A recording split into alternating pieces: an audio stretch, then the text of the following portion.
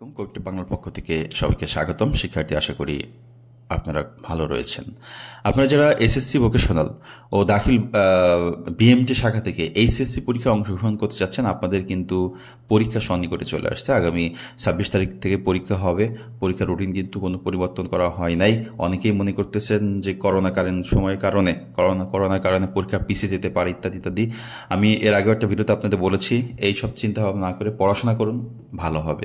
পরীক্ষা 26 তারিখ থেকে অনুষ্ঠিত হতে যাচ্ছে। শিক্ষার্থীবৃন্দ, যেহেতু আপনাদের প্রথম পরীক্ষাটাই হচ্ছে বাংলা, সেক্ষেত্রে বাংলাটা লিখতে হবে কিভাবে লিখলে আমরা ফুলফিল নাম্বার পাবো। আমরা জানি সৃজনশীলে আমাদের 5 মার্ক করে, তো এই 5 মার্ক ওঠানোর জন্য কিভাবে লিখতে হবে সেটা নিয়ে একটু আলোচনা করছি। পুরোটার সময় সাথে থাকবেন এবং বিষয়টা আসলেই ভালো করে বুঝবেন, তাহলে যে সৃজনশীল প্রশ্নটা আসবে আপনারা লিখতে পারবেন খুব ভালো করে। শিক্ষার্থীবৃন্দ, আপনাকে যেটা করতে হবে, যারা এখনো পড়াশোনায় শুরুই করেন নাই, তাদের এই সময়ে অল্প সময়ে পড়াশোনা শেষ করার শর্ট টেকনিক হচ্ছে, আপনি যেই সিলেবাসটা আছে বাংলার, সে বাংলা যেই পদ্য এবং গদ্যগুলো রয়েছে, সেই পদ্য এবং গদ্যগুলো যদি সম্ভব না হয়, পড়তে পাচ্ছেন না, সময় পাচ্ছেন না, সেক্ষেত্রে পুরা গল্প না পড়লে আপনি পাঠ পরিস্থিতিটা একবার পড়বেন। পাঠ পরিস্থিতি পড়লে পুরো গল্প সম্পর্কে আপনি সারসংক্ষেপ জানতে পারবেন।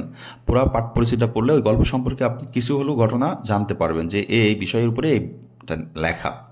তো আমরা যদি শরৎচন্দ্র চট্টোপাধ্যায়ের বিলাসী গল্পের এই গল্পটা দেখি, তো বিলাসী গল্পটা ভারতী পত্রিকায় 1325 বঙ্গাব্দে বৈশাখী শাখায় প্রকাশিত হয়েছিল, যেখানে নেড়া নামের একজন যুবকের নিজের জবানবন্দিতে বিবৃতি হয়েছিল। তারপর আমি বুঝলাম এটা একটা গল্প, যেটা নেড়া সে নিজের মুখে একটা গল্প বলেছিল, বিবৃতি করেছিল, এরকম একটা গল্প। এটা যদি পড়েন আপনি খুব সুন্দর করে বুঝতে পারবেন, তখন আপনি এই সৃজনশীল অ্যান্সার করতে পারবেন। দেখেন, অ্যান্সার করতে হলে আপনাকে কিন্তু এই গল্প সম্পর্কে বিশেষ করে গল্প সম্পর্কে একটা ধারণা থাকতে হবে, মোটামুটি কিছু জানতে হবে, না হলে কিন্তু আন্দাজে লিখলেই নাম্বার পাবেন না। আর মোটামুটি ধারণা থাকার জন্য আপনার পাঠ পরিস্থিতিটা যে পড়া খুবই জরুরি। আমরা যদি দেখি এই একটা সৃজনশীল এখানে পরীক্ষায় এসেছে, মনে করলাম এই সৃজনশীলটা, এখান থেকে আমি ক নম্বর মৃত্যুঞ্জয়ের বাগানটির কত বিঘার, এটা কি আপনি আন্দাজে লিখবেন? আন্দাজে লিখে নাম্বার পাবেন না, এটা কিন্তু আপনার মুখস্থ করতে হবে।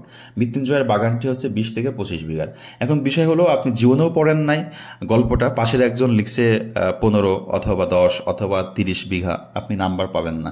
এই জন্য আপনার সবচেয়ে ভালো হবে হচ্ছে পদ্য এবং গদ্যটা জাস্ট যেটা যেটা আপনার সিলেবাসে আছে একবার মনোযোগ সহকারে একবার করে রিডিং পড়া, গল্পটা পড়ে গল্পের মতো মনে রাখার চেষ্টা করা, তারপর যতটুকু ইনফরমেশন আপনার মনে থাকে সেখান থেকে অ্যান্সার করতে পারবেন।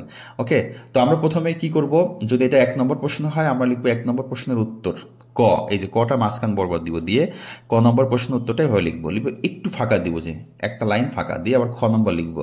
লিখে খ নম্বর প্রশ্নের উত্তরটা লেখা শুরু করব। লেখা হচ্ছে যেভাবে বলেছে সেভাবে উত্তর দিব, কারণ আমরা খ নম্বর যদি প্রশ্নে চলে আসি, বলছে 4 ক্রোশ মানে 8 মাইল নয়, ঢের বেশি, উক্তিটি ব্যাখ্যা করো। তো উল্লিখিত উক্তিটির মাধ্যমে আমাদের সমাজে দূরত্ব পরিমাপের ধারণাটি ভুল বা রয়েছে সেটা বোঝানো হয়েছে। তারপর কি সেটা একটু ব্যাখ্যা করতে হবে, এতটুকু ব্যাখ্যা। এরপর গ নম্বর একটু ফাঁকা দিয়ে আবার গ নম্বর লিখবো। লিখে গয়ের যেই বলছে উদ্দীপকের বক্তব্য বিলাসী গল্পের সাথে সাদৃশ্যপূর্ণ, এটার জন্য কিন্তু আপনি 0.5 পাবেন এতটুকু লেখার জন্য। এরপর আপনি ব্যাখ্যা করবেন এখান থেকে এই পর্যন্ত। ওকে, সাদৃশ্যপূর্ণ কেন হয়েছে।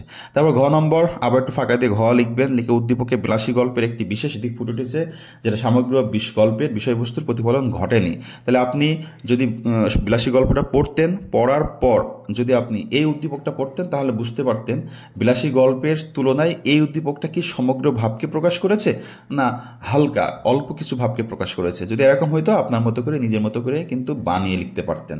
ওকে, তো বানিয়ে লেখার জন্য কিন্তু আপনার মূল গল্পটা জানা খুবই জরুরি, না হলে কিন্তু আপনি বানিয়ে লিখে শেষ করতে পারবেন না, বা বানিয়ে লিখতেও পারবেন না, নাম্বারও পাবেন না।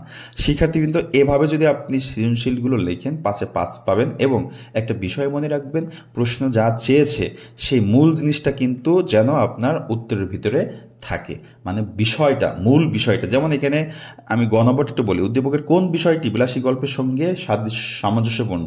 তাহলে এখানে কোন বিষয়টা, উদ্দীপকের এখান থেকে কোন বিষয়টা ওই গল্পের কোন অংশের সাথে সামঞ্জস্যপূর্ণ সেটা আপনাকে উল্লেখ করতে হবে, বিষয়টা লিখতে হবে। এভাবে যদি আপনি লিখতে পারেন, প্রত্যেকটা সৃজনশীল 100% A+ পাবেন। একটা বিষয় মনে রাখবেন, আপনি সময়টাকে ভাগ করে নেবেন, নিয়ে প্রত্যেকটা সৃজনশীল সমপরিমাণ লিখবেন, তাহলে ভালো হবে। সবাই ভালো থাকবেন, সুস্থ থাকবেন। আরেকটা বিষয় হচ্ছে, আপনাদের জন্য স্পেশাল সাজেশন রয়েছে, যারা এই অল্প সময়ের কোর্সটা শেষ করতে চান, শেষ করার জন্য আপনার একটা সাজানো গোছানো হ্যান্ডনোট, সাজানো গোছানো নির্দেশনা জানা খুবই জরুরি, পাওয়া খুবই জরুরি। সাজেশন কবিটি বাংলা আপনাদেরকে সাজেশন দিচ্ছে। আপনারা যারা সাজেশন নিতে চান, স্ক্রিনে থাকা যে হোয়াটসঅ্যাপ নাম্বার আছে, মেসেজ করলে হবে, কীভাবে নিতে হয় আপনাকে হেল্প করবে। শিক্ষার্থীবৃন্দ, সবার জন্য শুভকামনা রইল। আল্লাহ হাফেজ।